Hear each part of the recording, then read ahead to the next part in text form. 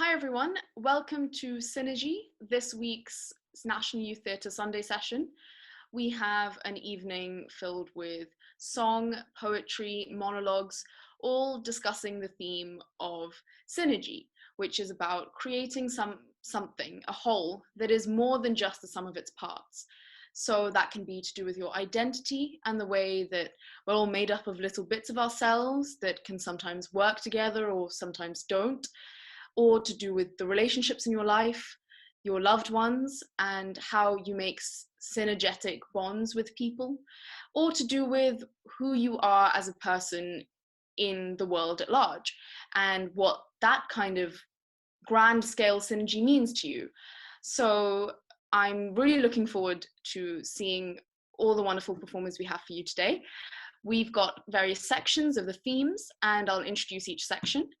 So we'll start off with section 1 to do with the sense of self, and I'll be handing over to Nell, Raisharnai, and Stephen. So I really hope you enjoy the evening that we have planned for you, and I hope you're all safe, COVID safe, and have a lovely, lovely day. So I'm going to hand over to Nell now. Why is taking your skin off like removing wet clothes? It sticks to your body, clinging as it curls down your bones into a heap on the floor.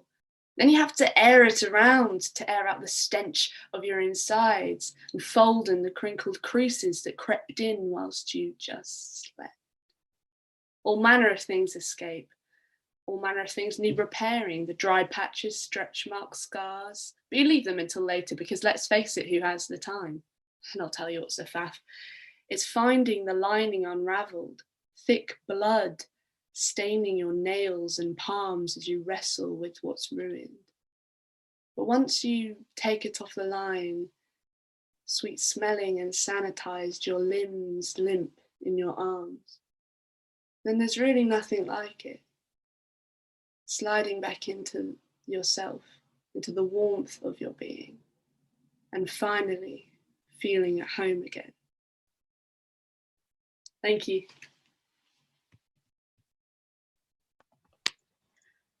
Hi, I'm Raisharnai. My piece is called Jigsaw Puzzle, and it's about how we operate as people. It fits into synergy because we ourselves, we have different identities and different parts that make our identities. And on their own, they're not really anything, but when we come together, we make us, which is something beautiful. And this idea of synergy comes together in a society.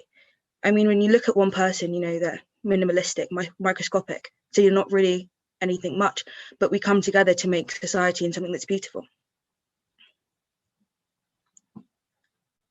A person can be so much and so little. Too intricate to look at, yet too obvious to stare at. Too complex to understand, yet too simple to actively want to. I remember doing jigsaws when I was young. I liked looking at the boxes, seeing the beautiful pictures, how carefully they were crafted. I find jigsaw puzzles interesting in the sense that each piece is as equally useful and useless. On their own, they're practically no use because you can't do anything with them. But without them, you can't make the beautiful picture you see on the box. In a way, I think we're all jigsaw puzzles, and we're all trying to figure each other out. Our boxes are our skin and physical appearance. We'll dress the box up, paint it, and some people who can afford it will even buy a completely new box, just so we can either attract or outshine other boxes. But even with all this decoration, we, the pieces, the equally useful and useless ones, remain the same. But even then, I guess we don't. Sure, we all have jigsaw pieces, but some people's pieces are worn, old and disorganized, whilst others are shiny, pristine, and arranged neatly. And some people don't even have all the pieces they started out with. Within this realm of jigsaw puzzles, we all encompass different aspects on different days. Some days we feel more like the boxes than the pieces, like we're just carrying ourselves instead of truly being ourselves. Other days we're like the front picture. We feel beautiful, and even if we don't, we're taking steps to get to that realm of beauty. I like to think we all started off with simple jigsaws. We had the expected pieces, but over the years you sort them out, crush them until they're no longer usable so we can keep up with the other puzzles. I certainly changed a jigsaw I was given. Some days I look at the picture and the pieces and wonder if I'm even similar anymore. I've swapped out so many pieces, painted the box over and over again, so much so that sometimes I can't even remember what the original picture looked like. But then I look at my pieces, look at how I fit together to make the puzzle that is me. Look at how, even though my pieces have changed, I still fit together perfectly. And then I think to myself, I wonder what new pieces I'll get. Thank you for listening.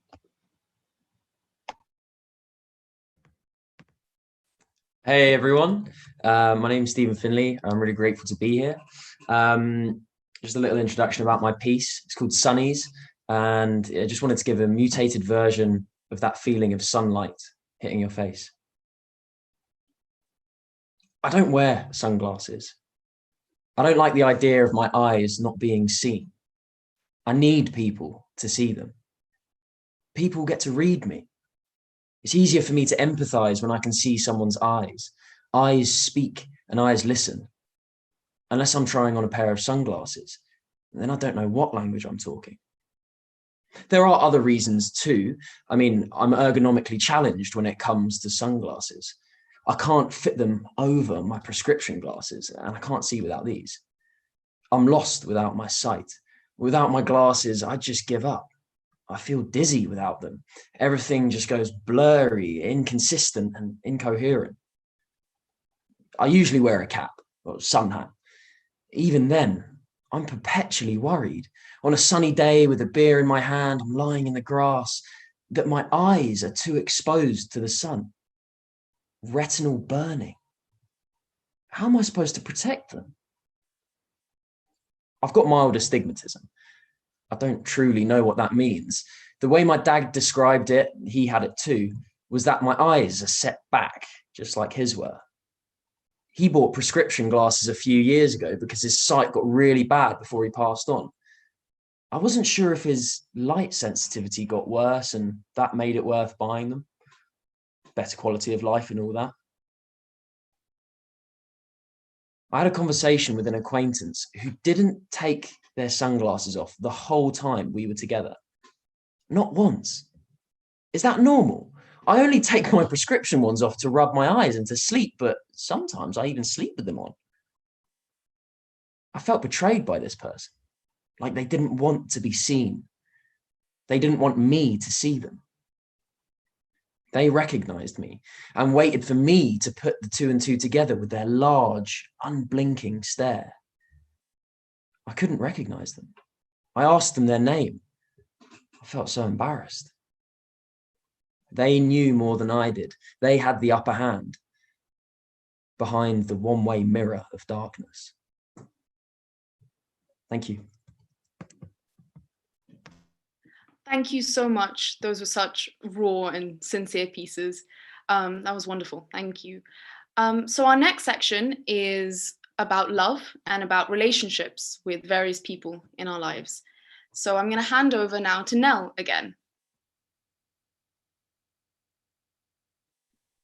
Hello again. This is my second piece, and it's a poem that I wrote a while back, and it's sort of encapsulating how it feels for me to suffer with anxiety, but also how it sort of feels like an abusive relationship in a way. Like it's part of me, but it's not just me. It's this sort of, dark side, as it were. Not to sound too deep anyway. Your tongue is in my ear, salivating on my senses, feeding me what I want to hear, slipping down the auditory canal, submerging my mind in sour saliva, flicking through the fictions, my homemade contradictions, swallowing sanity, until all is left is those anxious crumbs. Yet you're starving, lip licking for another mouthful, as you suck at the empty packet for flavour. Thank you.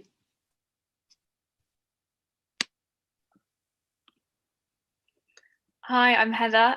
This is a piece called The Big Day, and it's basically, it questions whether marriage, which is obviously a synergy because it's two people coming together to create something together, it basically questions if it's necessary, if it works, and yeah, thank you.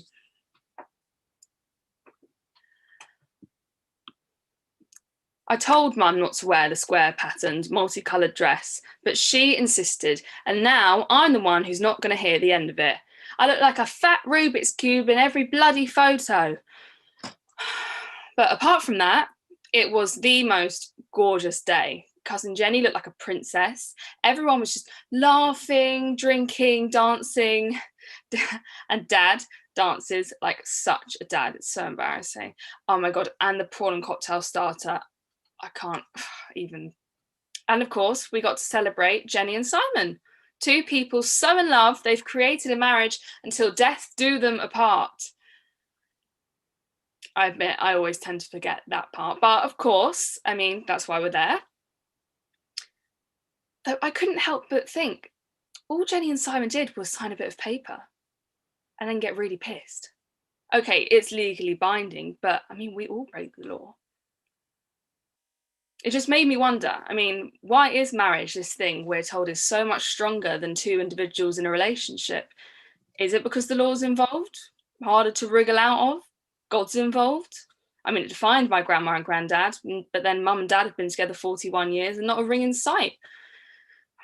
I'm not being given away by my father like a piece of meat is one of the first things I remember her saying to me when I was young. Why should I change my surname and title, but him not his?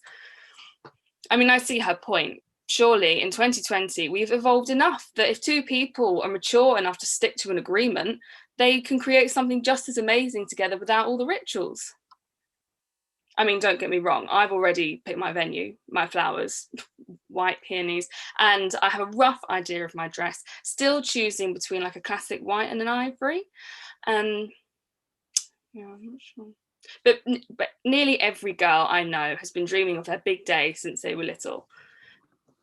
But dreaming of the marriage or the piss up. If I'm being honest, the type of champagne being served is bothering me more than the type of man at the other end of the aisle. So I've come to the conclusion that I want to be a bride, but I don't want to be a wife. It's 2020, I will find a way to make that happen. I do. More like I do think I'm ready to get absolutely smashed. Thank you.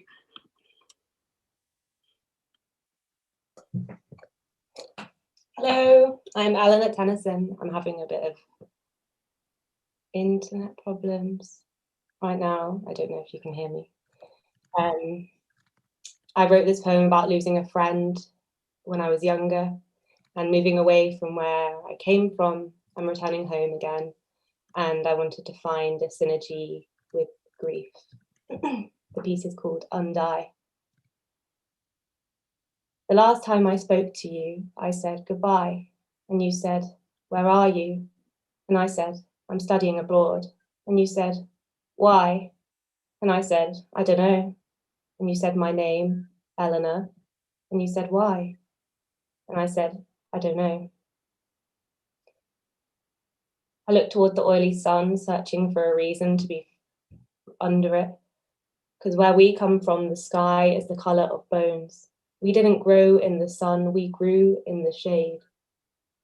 The screen was patient in my clammy palm, and it was far too. Hi everyone, my name's Emily. I'm based in County Durham, and this is the first time I'm actually reading a poem of mine out. It's basically just to do with synergy. I think that we've got a few different facets of ourselves that we can get confused by throughout our lives. And that's kind of the gist of this poem, so I'll just give it a read for you. The song of her life. Lyrics of experience tattooed across her chest, mingled with sweat, smoke, and vanilla, made her bite her nails and taste metal in her mouth, sending waves through her stomach like a pinball machine. No thick blanket to protect her from this horror movie. Only a kite caught in lightning, caught in a cloud of stalking strangers online. She'd rather Vincent Price. She imagines him presenting her with the bloody, pumping, beating muscle that was her own in the dark depths of the House of Wax, after deciding to well and surely wrap the ribbon of the kite around her own neck, fully aware of what comes next. The simplest thing to do, she thinks, would be to remain still. But then the story would end. She'd die, he'd win, and we would all fall asleep as the credits rolled. but with one word altered, with her character's objective changed. She realises that she has the choice to either give in to the planned out plot and wind the ribbon tighter around herself, or simply decide that holding it is enough and dance on the burning reel. One pull and she can take the kite along with her, an easy unfurl, and the kite, along with Vince, shrinks and floats away.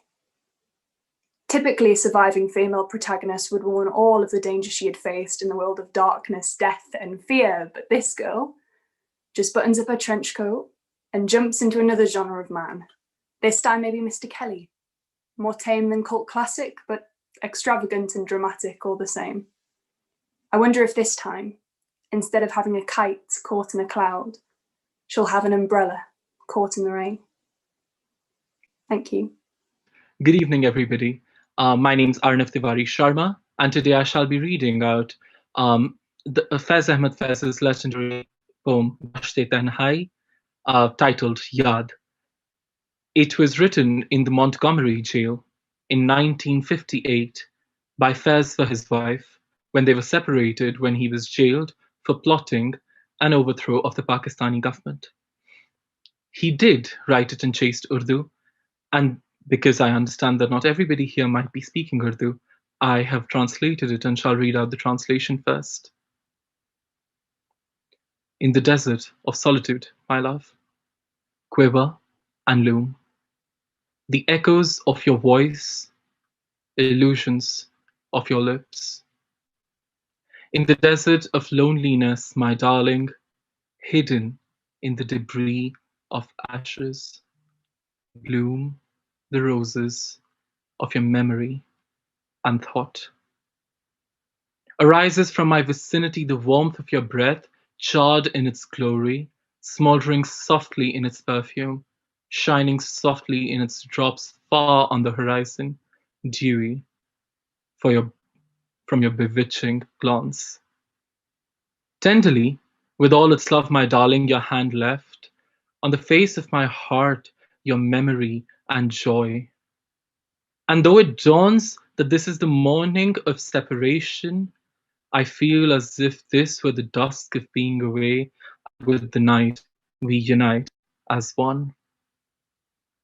In Urdu, Dashte tanhai mein जाने जहां लरज़ा है तेरी आवाज के साए तेरे होठों के सराब दश्ते तन्हाई में दूरी के खसुखाक तले खिल रहे हैं तेरे पहलू के समन और गुलाब इस कदर प्यार से है जाने जहां रखा है दिल के रुखसार पे इस वक्त तेरी याद ने हाथ यूं गुमा होता है गरचे हैं अभी सुबह फिराक ढल गया हिजर का दिन आ ही गई वस्ल की रात Shukriya. Thank you. That was beautiful. Aarnav. Hi. My internet has just broken, which is why I love that everything is online these days. Technical difficulties. I'm going to try and read this poem again. Hope it doesn't get broken up. It's called Undie, and it is a poem I wrote about losing a friend, moving away from home, and trying to find some peace with grief. The last time I spoke to you, I said goodbye, and you said, where are you? And I said, I'm studying abroad. And you said, why? And I said, I don't know. And you said my name, Eleanor. And you said, why? And I said, I don't know. I looked toward the oily sun after sending this last message, searching for a reason to be under it. Because the place where we come from, the sky is the colour of bones. We didn't grow in the sun, we grew in the shade. The screen was patient in my clammy palm. And why is it so easy to click off? But I clicked up and I clicked off and we stopped. You sent me more messages like, hey, do you want to go to the Queen's Head? Thumbs up. I'm still trying to find them, constantly checking, user, message unavailable, user. And when they found you, it took them months for them to tell us that you were sober. Sitting on a bench in the middle of a street I am supposed to call abroad, haven't spoken to anyone in 5 weeks, apart from when I begged for chocolate chip cookies at the shop. So alone. I found my fingers pinching my bottom lip, so my lip folded to create 4 lips. 4 mouths away from the estuary that could come out. So good with my noun, but I lack the adjective. If there is a syntax to truth, I think that if you love someone that is dead, then you should not feel bad about not saying enough during their lifespan.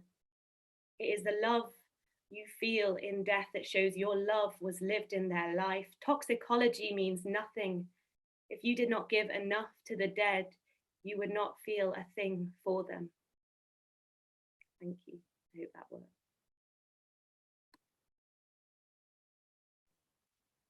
Thank you so much. I know we have some internet issues, but I'm glad that we could hear your piece, Eleanor.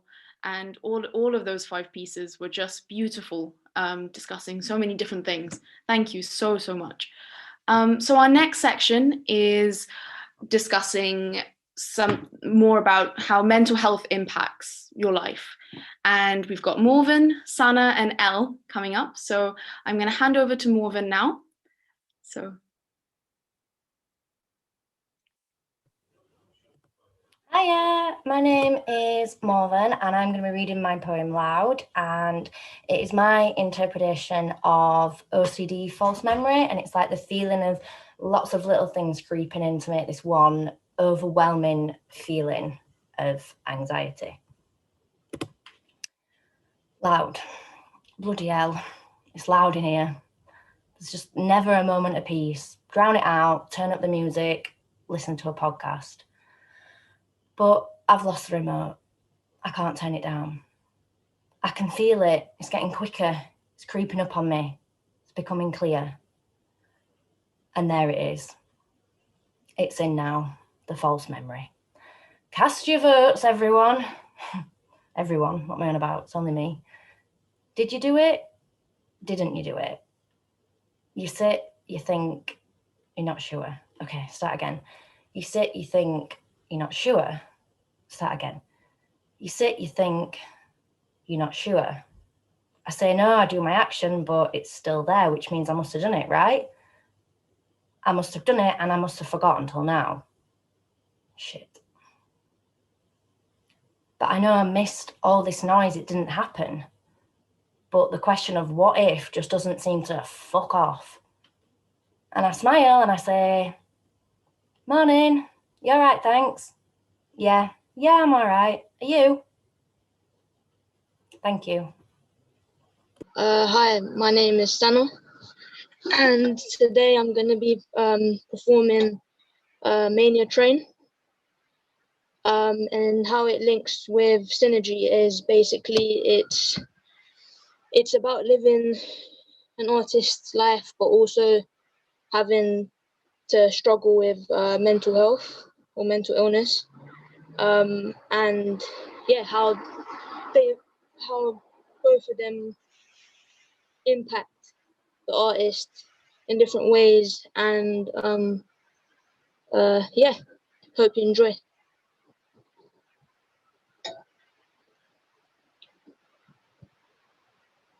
I noticed I was triggered into a mania after stress. Well done, Sana. You got to tap myself for knowing that's actually happening. You see, it's scary to feel so overpowered and controlled by the racing thoughts. It feels like I'm going to be horribly uncomfortable again, like this monstrous chewing gum made with fire. It's a monster. I call the fire monster, which possesses my mind, my body, and my soul. I'm burning with fire. Throw on that bottle. Throw on that bottle. I just can't seem to tame the fire. I need water. I need it. So many thoughts, and yet a blank memory. I feel like an overheated computer. I've glitched, yet tons of data is still trying to run past my cells. Like I want to cry, but I can't. So what do I do? It's a ghost of terror wiping my body into torture. I can't concentrate. It's too many ideas, things not making sense. I stop processing the thoughts altogether. Like it's like this crescendo of thoughts trying to win a horse race, and just pour the water. I'm dying. The fire is breathing stronger than ever. It's like you're putting all my limbs on the several trampolines, and there's like a deep chasm, a never-ending opening earthquake.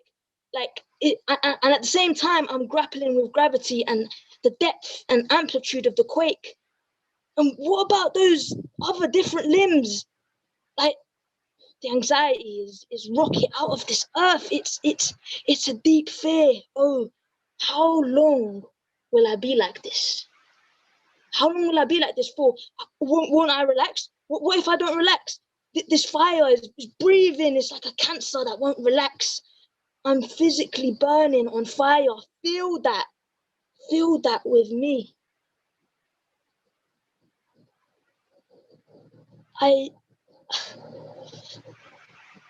I'm physically burning on fire.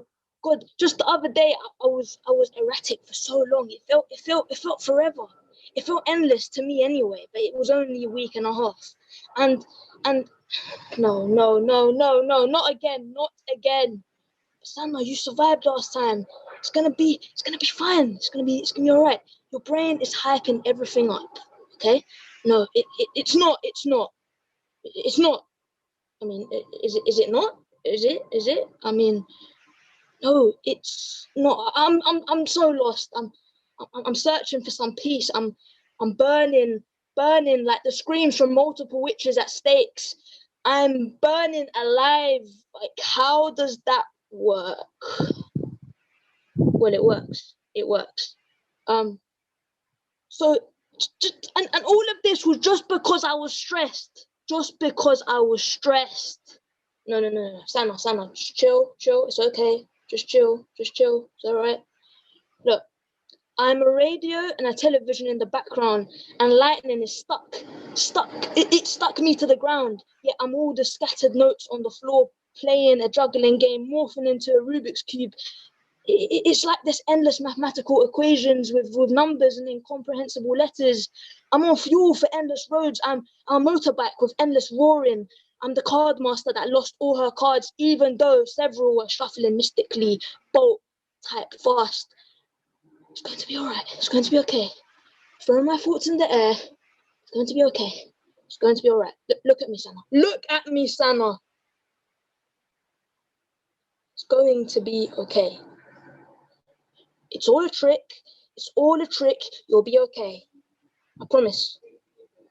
I'm the restless charge of a dark piano tune. Okay. That's all right. No! Hey, you got this. You got this. And God is with me as well.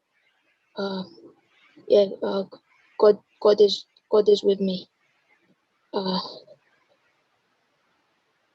In these moments, I confess to myself that my illness is real, but it ain't me. Yes, Anna. I criticize myself feeling like the worst artist on the planet. I feel like my life is a lie. oh mum, tell me it will pass and what I'm thinking is a lie. What have I done wrong? I'm crippled. I'm crippled. Right, Sana. I'm sorry, my thoughts are all in overdrive. I think so much and I think nothing at all at the same time. And the only time I feel a step ahead, but it feels like I'm a step back. It feels like I'm in a purgatory waiting for my sins to wash away. Okay, Sana, you done yet? Yep, I am. Thank you. Hi, my name's Elle, and my piece is called Framework, and it's about how people can try and take advantage of certain parts of your identity. When I was younger, I had to wear a bulky school uniform, and at the end of the day, when my body started to crunch in on itself, it was like a frame that kept me up. These frail metal bands looped around my lungs and perpendicular to my spine, the cotton of my blazer woven into it, worn down and fine. When I came out, my dad told me he didn't care about my sex life and that I should like who I am, but never be too proud.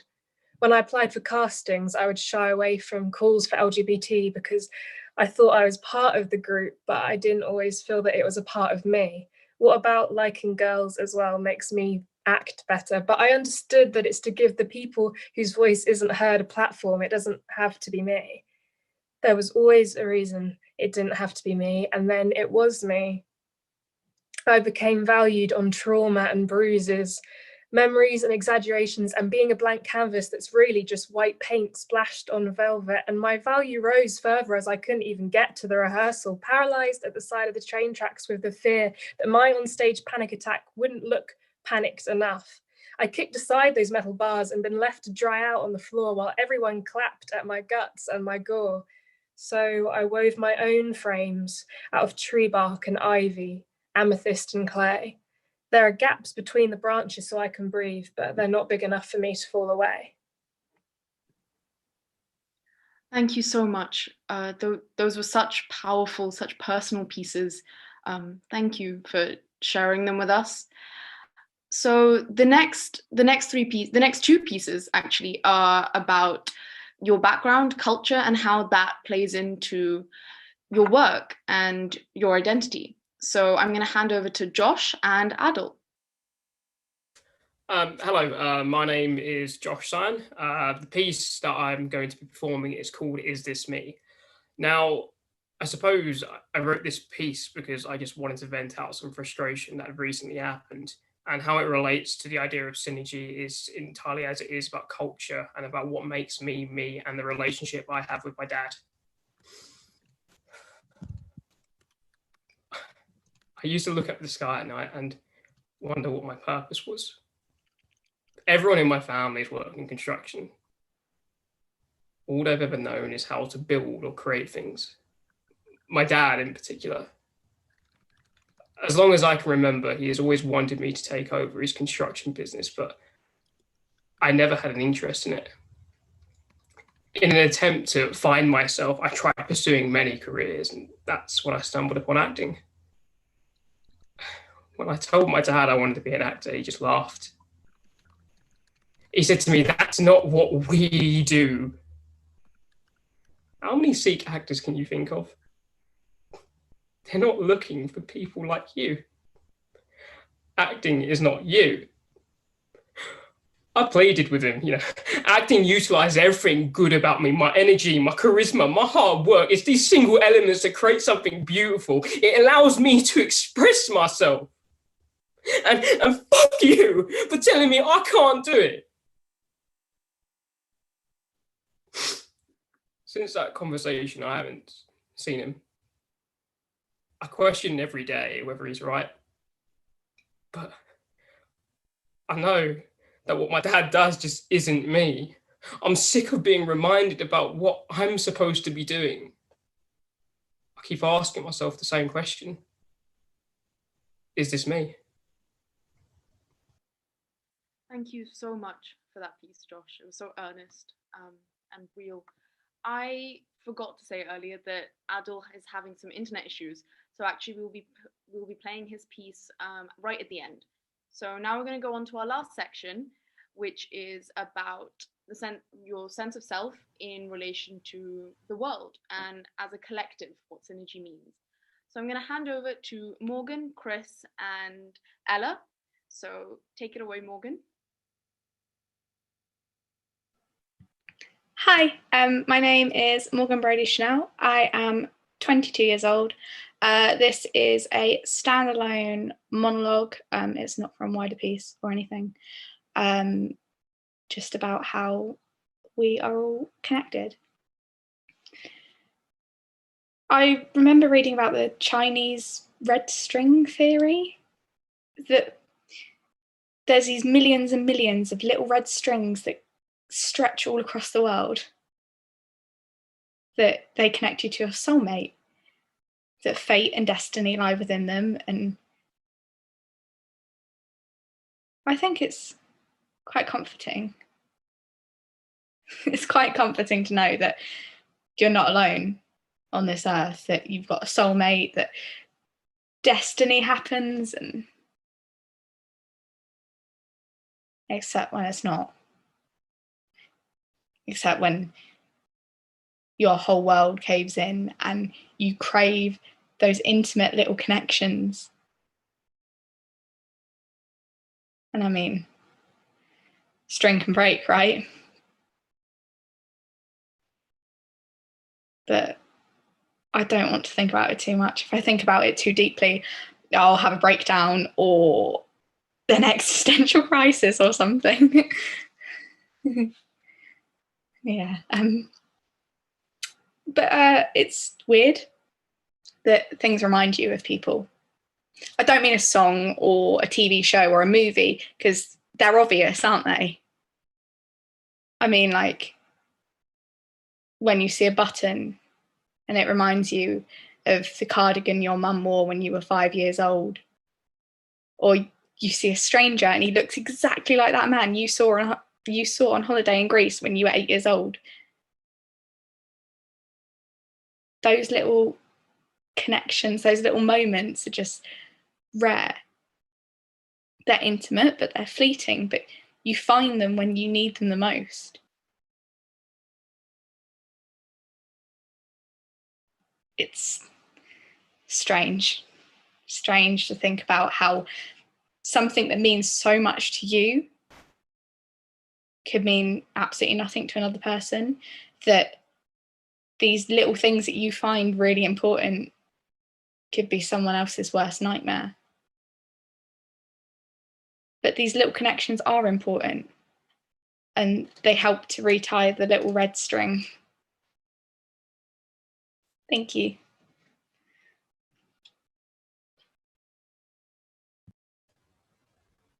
Hello everyone, my name is Chris. I'm a Greek-originated creative living in Newcastle, and I wrote this short story, Art is for Everyone, exemplified by the life of my mother. I hope you enjoy it. There were troubling times, a deep sea of discontent that seemed to split the country itself. There were people too scared to lift their eyes and greet the person walking towards them.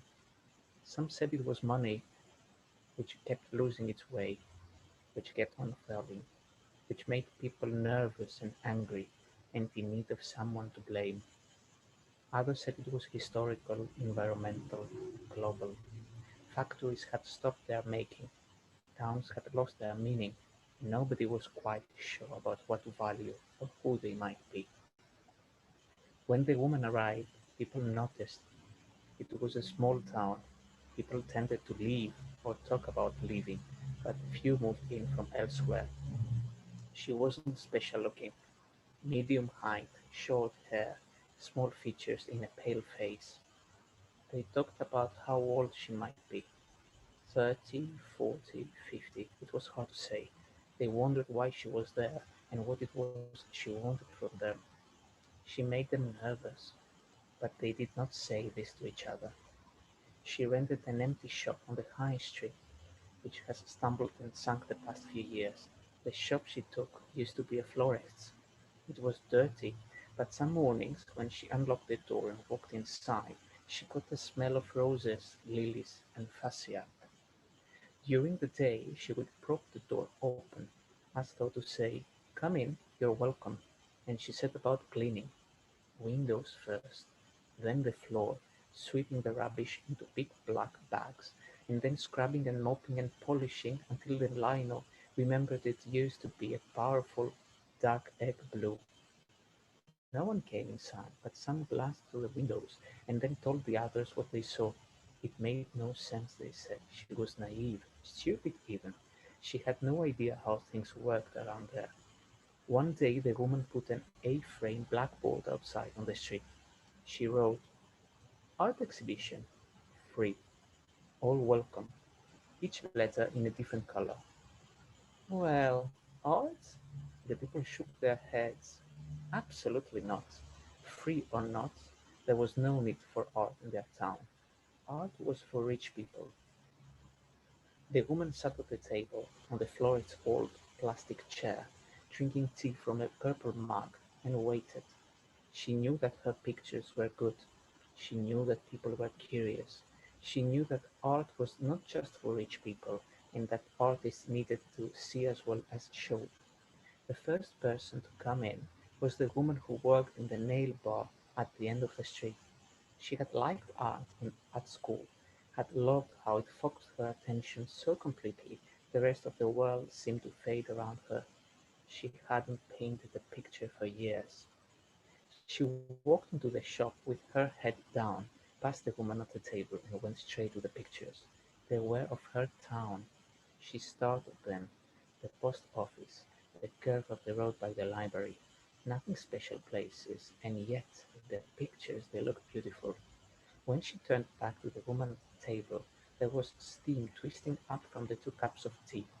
She sat down, and the woman handed her a piece of a paper and a pencil, newly sharpened. The woman who worked in the nail bar and had barely thought about art since leaving school picked up the pencil and started to draw. She drew the woman opposite her. She drew the shop with its buttery walls and duck egg floor, its large clean windows and the pictures of her town pinned to the back wall. She drew the people who didn't think art was for them, and the artists who still weren't sure what they thought about the movement. When she had finished, the opposite handed her 2 metal tacks and a hammer. The woman who worked in the nail bar and had just remembered what it felt like to draw chose a place on the wall, right next to the window, and pinned up the picture so that anyone walking past could look in and see. Thank you for listening. Hi, I'm Elle, and I will be performing a piece that I wrote called The Chain. I wrote this piece as part of a workshop in which we assess the impact that COVID-19 and the subsequent pandemic has had upon the mental health of young people. And so this poem is in response to the question, how much collective responsibility do we all hold? There's a chain link fence at the end of my field, just below the tree line where the dappled shade meets the meadow and the brook runs clear. It seeks not to divide, but to connect, to protect. Without it, the field would go on forever and the cattle would run astray. The wanderer would go on wandering as far as the eye could see until they found themselves so far from home that they couldn't quite get back.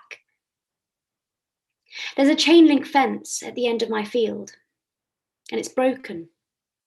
A single link, gashed in a recent storm, has come loose, causing the entire fence, every other chain link in a row of thousands, to come down. A tidal wave of instability. There's no longer a chain link fence at the end of my field. That gap, which started as a single broken link, has widened. The fence has fallen. The field goes on forever and we are unprotected. Tomorrow is uncertain. Our world and all we took to be known is now unknown. Time spirals and questions remain unanswered. When will this end? How will this end? Is there an end? What can I do? We are like my chain link fence, the one at the end of my field. Individually, we may feel lost, unimportant, unheard. We may not always see our responsibility, may not realise the importance of our existence. But without that single chain link, that key connector in a string of thousands, the chain is incomplete. The fence is weakened and we become disconnected. Battles become harder. Adversities seem insurmountable.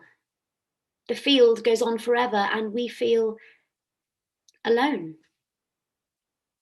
It is our duty to ensure the fence remains connected, that each link plays its part in the wider chain of events, that each link is strong enough to endure the toughest of winds, the harshest of adversities, so that together we are united, strong, unbreakable.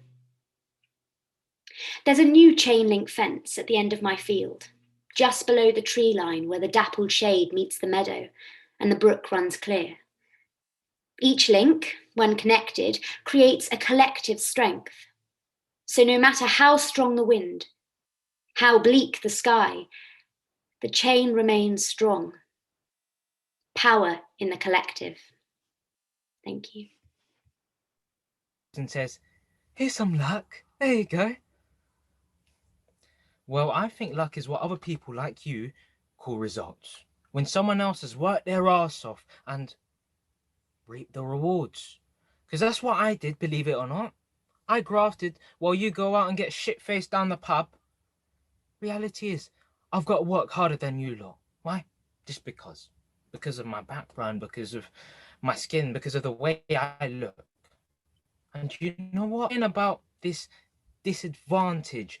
Because let's face it, who cares? Not you. You don't even notice. You think I'm lucky. So I make myself lucky. I put in the work. Did you even apply for it? Did you research, follow up? Did you even do what was required to even be in the game? Or does that just come naturally to you as a given? And the biggest joke is you think I'm here because of political correctness, diversity quotas and all of that.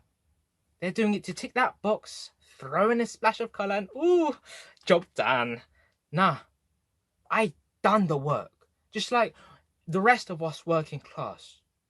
All you see is the success. You don't want to see the struggle. You wouldn't dare to see it. You want to see it all as luck. And refuse to see your own.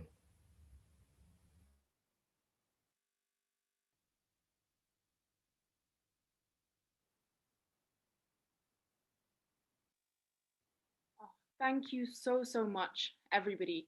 I know we had some internet troubles, and that's given with so many people on Zoom and on YouTube, but thank you for bearing with us, and thank you so much to all of the performers. I loved every single piece. Every single piece was so personal, such a variety of viewpoints, the imagery, the way everyone performed, so honestly, so beautiful. So thank you so much for submitting, and thank you for being a part of this. And thank you so much for everybody for watching and joining us and sharing in everyone's beautiful work. So thank you again for watching. Have a lovely week.